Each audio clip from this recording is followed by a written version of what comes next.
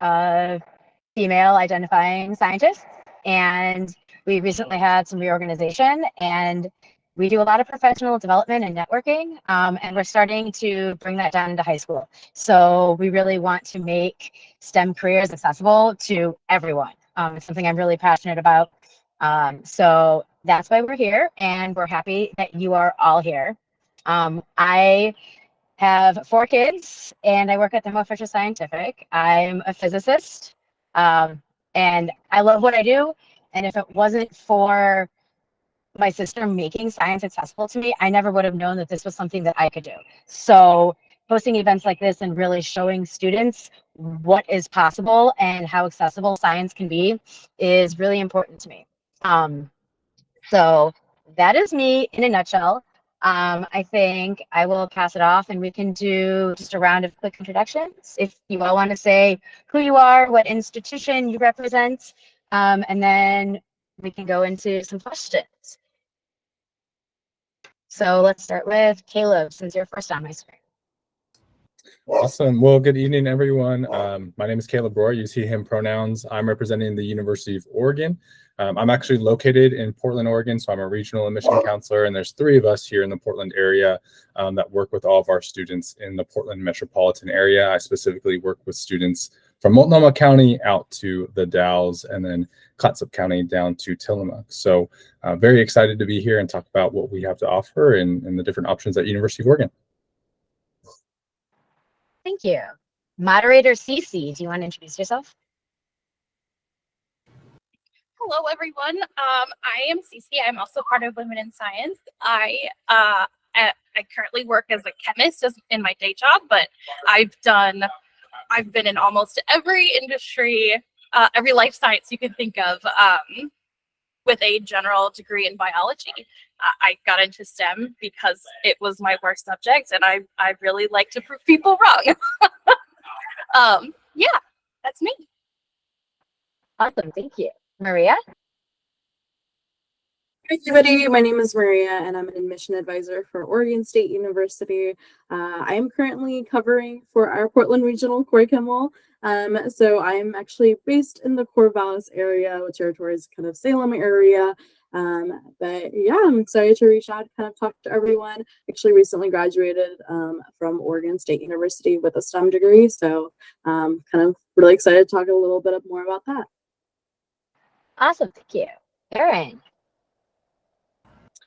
Hi, all. My name is Georis. I'm the Portland Regional Admissions Counselor with Oregon Institute of Technology, which, despite its name, beyond doing tech and a lot of engineering, also has numerous health science degrees, a lot of nursing, medical imaging, medical labs, everything in that realm. And yeah, I'm myself not a woman in STEM. I use he, him pronouns, and I got degrees in philosophy, English, and political science, but very much a supporter of the STEM fields, obviously in this role. So happy to learn more, meet you all, and help out where I can. Thank you. Tania? Good afternoon. My name is Tania Sanchez, and I am the Associate Director of Multicultural Recruitment and Outreach. So I oversee the team that works really closely with students in the Portland metro area and throughout Oregon. I'm excited to be here to share a little bit more about the opportunities and programs that Portland State has to offer. And like Erin, I was not good at math or science. I wish I would have been. I probably would not be working at Portland State right now in my position, but I understand how important this is, and it's great to see how much progress women in STEM have made in the last few years. Thank you. So I'm just going to put it out there. I really sucked at math until I started on my degree path. So yeah, that's the thing, and it should not hold you back, even though it definitely held me back for a very long time. Thank you all for sharing. So we've got some questions. Ariana, if at any point you've got questions, feel free to interrupt and ask. So I will ask questions, and then whoever wants to jump in and answer, please go ahead and do so. For your school, what makes an exceptional application? What do you guys look for?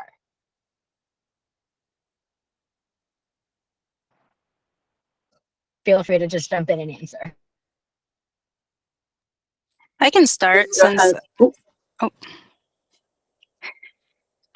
So at Portland State, we're known more as an access institution. So as long as you meet our admissions requirements, we believe you're academically prepared to be successful. And so with a lot of our engineering programs, they are a little bit more competitive. So once you get into junior and senior level, you do have to apply to continue into those programs. And I think at that point, it's just meeting the prerequisites for the programs that you're looking at, making sure you have a certain GPA, so you're a competitive applicant to continue on in that road. With biology, it's not competitive, but we work really closely with OHSU, so a lot of students are building their resumes to continue on in the program and be successful applicants as they continue maybe into graduate level studies. and kind of go on next.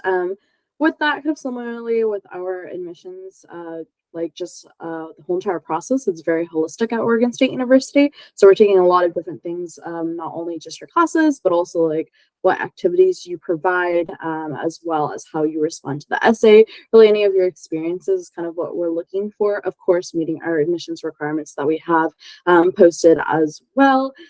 With that, for engineering specifically, we do ask students who are applying into like any sort of engineering kind of career pathway to be go ahead and be calculus ready, just meaning that you have taken pre-calculus, whether that's in high school or at a community college. And that's kind of the only thing. Otherwise, all of our other STEM majors are kind of still similarly to our whole entire admissions process for any major within the university. I actually have a question for you, Maria. If you would like your incoming students to be calculus ready going into STEM fields, are they able to take those courses in the summer beforehand to get caught up? Or is that just like a deal breaker if you don't have pre-calculus from high school? That's just a deal breaker into the program. Yeah, so this one is only for our engineering program. So our STEM programs, they don't have to be calculus ready. However, that might be helpful to them during their success here, but it's just required for our engineering as a direct admit. So you're more than welcome to do it during the summer as well. And even coming here as a student, if you're not calculus ready, you can actually still switch into calculus afterwards if you do take those courses. So it's not like, no, you can't do engineering here ever if you didn't come in calculus ready. It's kind of more on ensuring that students are successful within that pathway if they choose to be a part of that pathway. So if they're not calculus ready, they can still more than welcome to take that coursework during summer, submit a form to us, and we can just switch them back into engineering if they would like to be.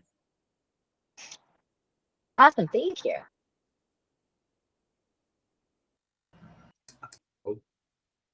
I can jump in. Yeah, Oregon Institute of Technology, not an uber competitive college for general admission for students coming out of high school. We really base it around kind of common high school graduation requirements, 4 years of English, 3 math, 3 science, 2 social science, a couple other electives here and there. And the biggest thing we'll look for students coming out of high school is their GPA. A 2.5 is kind of the minimum benchmark. If a student's coming with over a 3.0 high school GPA, they'll be a competitive applicant. We accept about 95% of students coming in. So not terribly difficult to get in. For transfer students, it looks a little different. You really just have to have taken intermediate algebra, writing 121 or higher, which is like introductory college composition, and then have over a 2.25 GPA in your community college or transfer credits.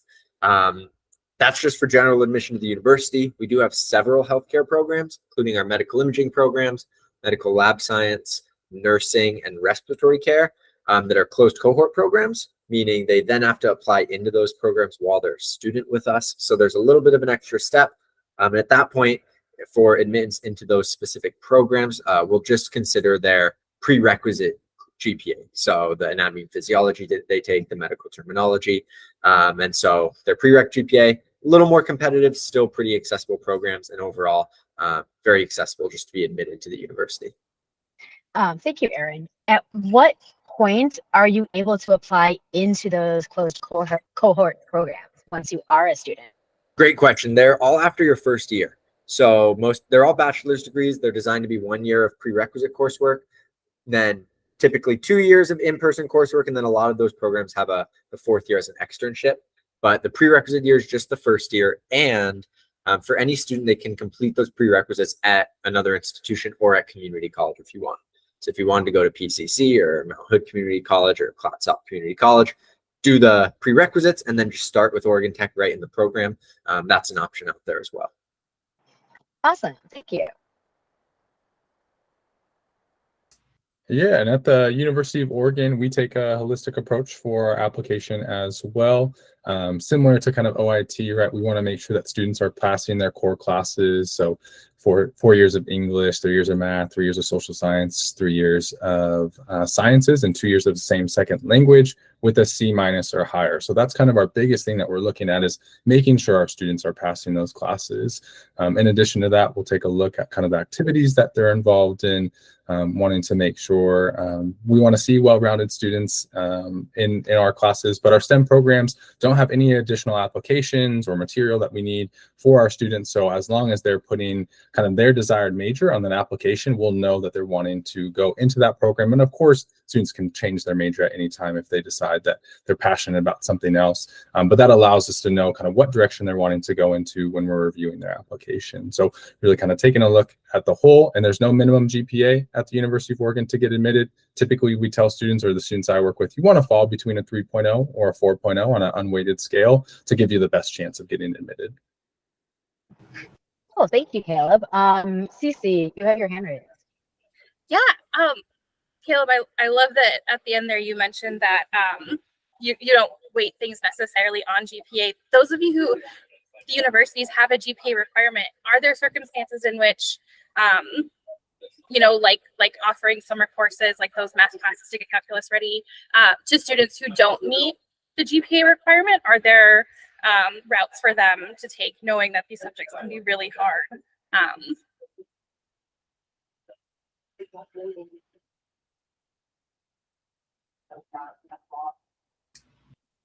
Well, I can kind of jump in there, CC. I think for us, if a student, let's say, has a lower GPA, kind of, let's say, more 2.5 or 2.6, right, and they didn't pass some of those core classes, specifically going into STEM, looking at some of those science classes or math courses, right, we do encourage them to retake those if they can, especially if they're in their sophomore or junior year and they have the ability to make up a class, let's say, during the evening. I know some of our PPS schools will offer evening classes. That's a great opportunity. If they can take a summer class, of course, that will help, because that's going to raise their GPA, right? But also make sure that for us, or kind of like OIT, right, hitting those core requirements, that's ensuring that they're making up that section.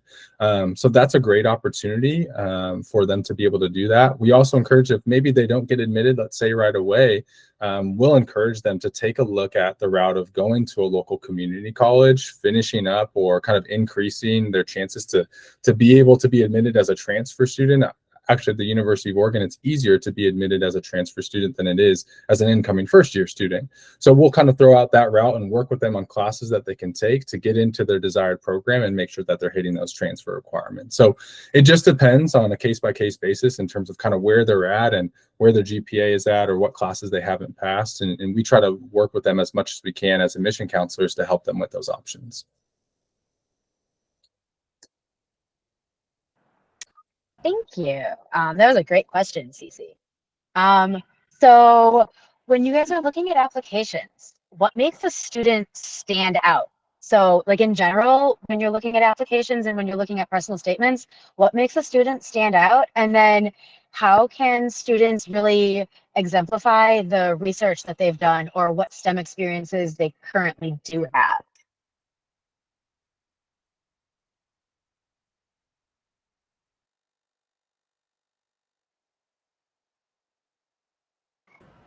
I can jump in first. My answer actually kind of ties in your question.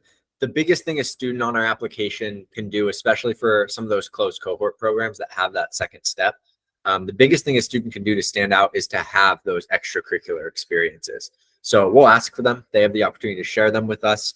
For some of our programs like medical imaging and nursing, to be admitted to the program, in advance of that, you actually sit down and have an interview with the department, where it's kind of like a job interview, and you're bringing in your experiences and they're asking, what makes you feel prepared to be going into the field of nursing, right? And maybe a student's had those STEM experiences, can talk about them, can draw on them. That will make a student stand out, because at the end of the day, classes, if you take the exact same classes as someone, Your application might look the same, but if you have all these extracurriculars piled up and all this outside experience, that can not only prepare you to be accepted and to stand out on the application, but then when you do get into those programs, it's going to make you a lot more comfortable and more prepared to, thrive in those environments. Erin, do you suggest putting those extracurriculars just into the application, or do you suggest discussing them in the personal statement also? So for our general application to the university, we don't require any personal statements. So I can't speak for the other schools, but for us, they wouldn't have the chance to put in their personal statement. But then in those in-person situations, if they're having an interview or a virtual interview, even we're talking to admissions on the phone, those are the best opportunities to share those for Oregon Tech at least. Perfect, thank you.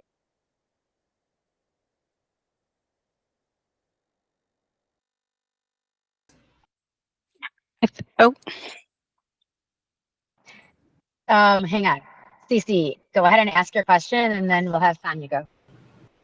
To follow up on that really quick, Erin, what kind of extracurriculars or STEM experience do you see students coming in with? For those programs, it's really all over the place. It doesn't have to be a STEM experience in the field that they're going into a program for, right? Like if we have a student applying for diagnostic medical sonography, they don't need to have experience as an ultrasound tech or as a sonographer.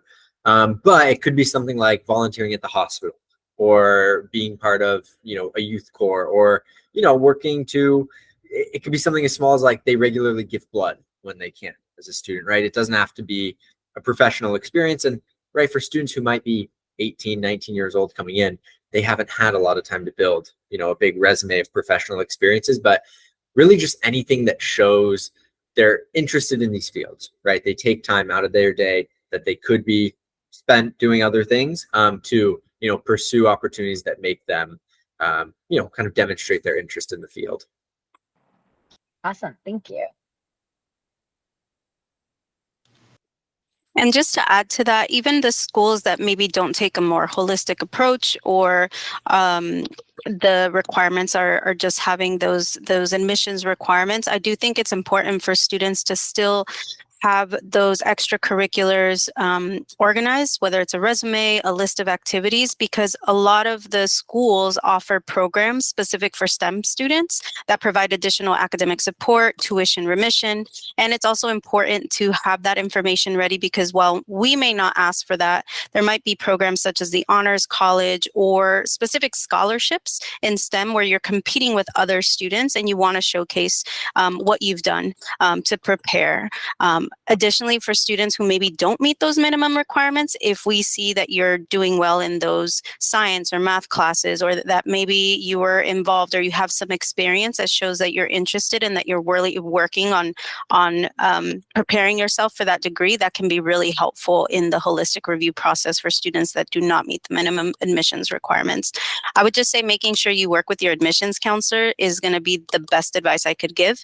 Every school has an admissions counselor for students where you can ask these specific questions when the time comes, to ensure that you're not missing out on any of these opportunities and that you're doing everything that you can to be the most, to be a successful applicant.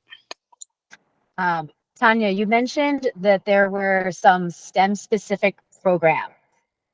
Could you maybe talk a little bit more about what those programs are? Sure, I can give examples specific to Portland State. So LSAMP is one that specifically works with underrepresented communities in STEM. So that includes women, right? And students of color, and they provide additional academic support.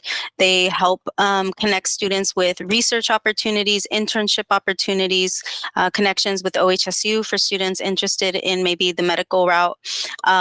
We also have another program that's research specific called Build Exito, and I think we're one of the few universities in the nation that has it.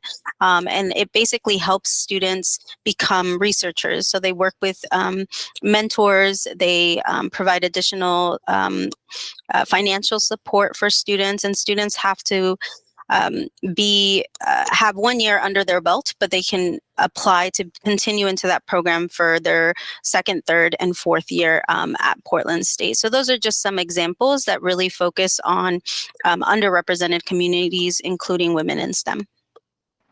Awesome, thank you. Kind of backing off what Tania said, with Oregon State University, like having kind of that holistic approach. Once again, like everyone has said, like the biggest thing is your activities, but also just like a student's experiences. So whether that you're showcasing that through an essay or activities, just having that growth and improvement is something we really look at as a university, whether that's academic improvement through like either transcripts or just kind of what they showcase, or even activities. Especially like if we see that a student has participated for a while, whether that's volunteering or shadowing experiences, stuff like that. Nothing has to be like specific to STEM, especially students who are interested in STEM, but maybe haven't gotten a lot of chance to have that experience. It doesn't necessarily have to be specific, especially at OSU. We don't have like any like specific application that you have to go into a STEM major. Once you apply to OSU, all of those majors are available to you, with the exception, of course, of engineering having students being calculus ready. But even then, they don't have to have specific experiences or anything like that. So just having those experiences, whether that's STEM related or not, but kind of showcasing that improvement and that growth is kind of really important. Ariana, you have a question?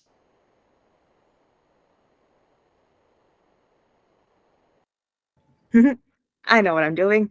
So for Oregon State University, which thank you guys, by the way, this has been so helpful, and just like the 25 minutes that I've been in here, super helpful. But for Oregon State, I was wondering, I know that there is I'm originally from Michigan. So, and I'm a first generation, so I'm still trying to figure all of this out. Is there a way to go from Portland Community College to OSU, and like what is that? I think that there is something specific that I just don't know the name of. And like who can I contact so that like I can get in touch with them, just because like, you know, admission counselors, yes, like they're wonderful, but like it's a hit or miss, you know, it's and that's just from my experience as a student. And it's just like, you know, yeah, so I don't know if that really my question came through, but yeah, I guess what can you tell me about transferring from PCC over to OSU? Yeah, so if you're intending to be a transfer student, which means you have more than 24 college credits under your belt and have been graduated from high school for more than a year, you can go into our transfer website, and they have all of those details kind of laid out within our transfer website. We also have transfer specific admissions counselors.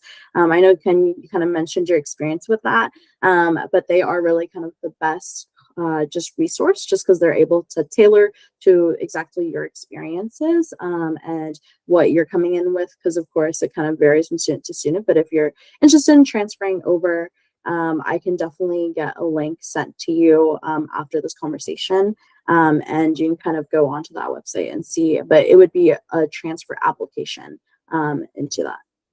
Yeah. Thank you, Maria. And that actually brings up a good point. Do any of you mind if we share your contact information with the students that we send the recordings to, so they can contact you? Awesome. That's great. Thank you. And then Maria, if you can send that link, then we can send all of that out together. That would be fantastic. Thank you. Caleb, do you want to add anything about really how to make yourself stand out on the application?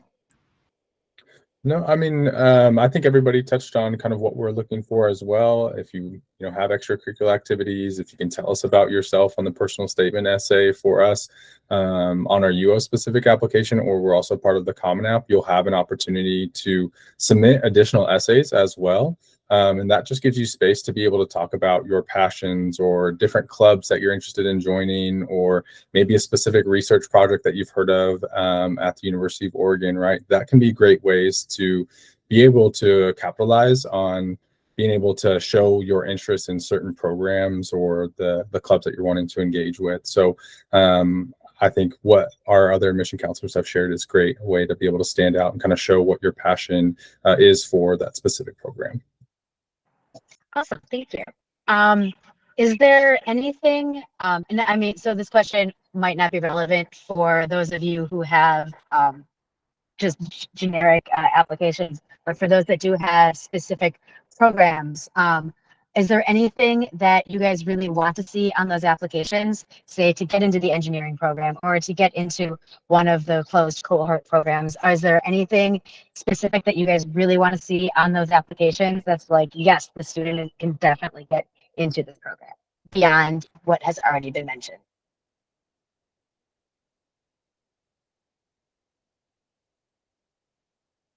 At least for Oregon Tech, it really just comes down to the experience, like I talked about. And then the other big one, again, is just your grades. It doesn't, you know, for those closed cohort programs, they aren't going to look at all your grades ever for every course you've ever taken. They're just going to be looking at your prerequisite grades. And like Caleb hinted at earlier, if you do poorly in a class and you retake that class, we'll look at your better grade. So, right, if, you know, you're young and you got a F in anatomy, and you're thinking, oh man, this isn't for me anymore, you can go back, you can retake that course. We will look at your higher grade and ignore the lower grade. And in fact, sometimes that even can look good on an application, because it's like, oh, you struggled and then, you know, you came back, you kind of doubled down, and you obviously did something because now your grades improved. So your grades are another big one, and, you know, that ability to kind of stick with it as well. Awesome. Thank you, Erin. Cece, you have a question?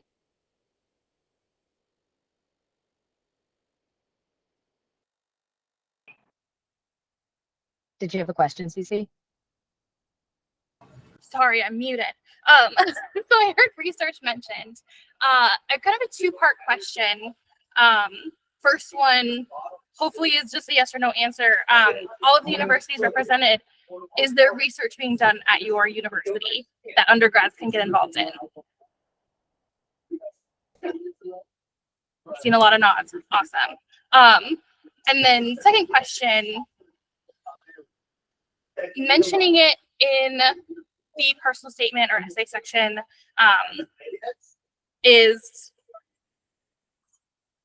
does that have an impact beyond the university that mentioned it?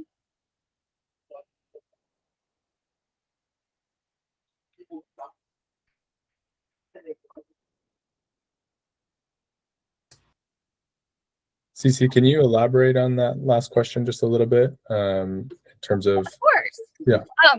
So like, say a student has done some research into the university, they find a lab that's doing research they're really interested in, mentioning that they're interested in that specific lab, calling it out that they've done their research into it. Does that necessarily have an impact on, like, a positive or neutral impact on their application? Yeah, thank you for that. Yeah, I think for us, it would just depend on kind of how they're wanting to format their personal statement essay, right? I think a lot of times students will use the optional essays to be able to talk about specific programs or you know, a specific club or research that they want to get connected with. So that personal statement essay tends to be a little bit more broad in terms of their focus, and they have the option to share what they want. But if they feel like they want to use that personal statement to talk about what they're hoping to get out of the university, that they're looking to apply for, and those specific programs and research opportunities, that, I mean, that does, for us, at least in my opinion, I can't speak for other admission counselors as they're reading through applications, but that shows me that they've done their work in that university. They've looked into why they're wanting to apply there, why they're wanting to get admitted, right? Kind of like a job resume or interview. You know, you have been able to show, okay, I went in, I took my time, I really have thought about this process and where I'm wanting to apply. So I think for me personally, that does help them stand out. But again, it doesn't have to necessarily be on a personal statement essay for the University of Oregon. That could be an optional essay or vice versa, you know, depending on kind of what they're wanting to share, if that helps. Thank you.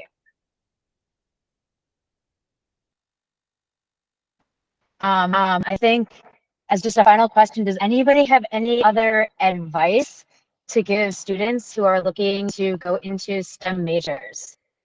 Any final thoughts?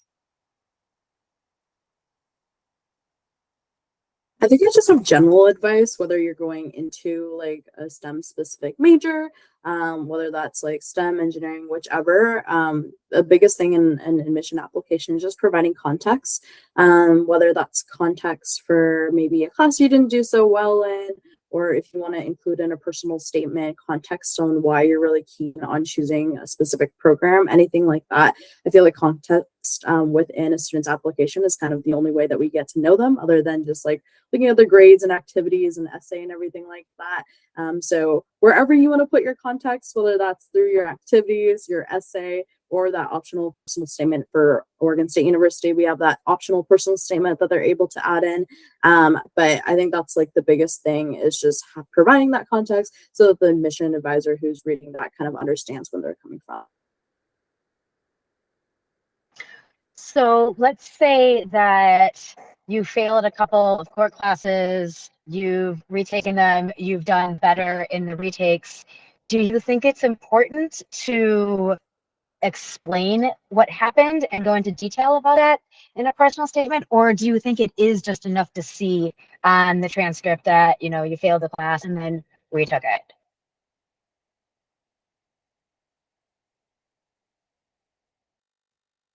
For me personally, I can't speak for other universities, but I think for us, it kind of really is fine if you just have the retaken courses. Of course, as I mentioned, depending on the admission advisor, having that context is nice. But if we can see that you've improved, I think for us, that's kind of enough to just justify that you've done the work, you put in the work, and you've increased your score. But of course, like if you provide that context and even like provided maybe how you've kind of increased that, whether that's through any changes, through studying habits, reaching out, whichever, can also be helpful, but it's not necessary. Cool, thank you. Ariana, do you have any final questions for our admissions counselors?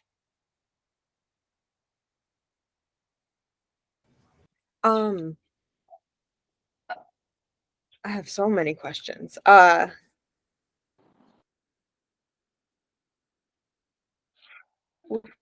First of all, thank you guys for taking the time to talk, or like taking the time, because this has all been super helpful.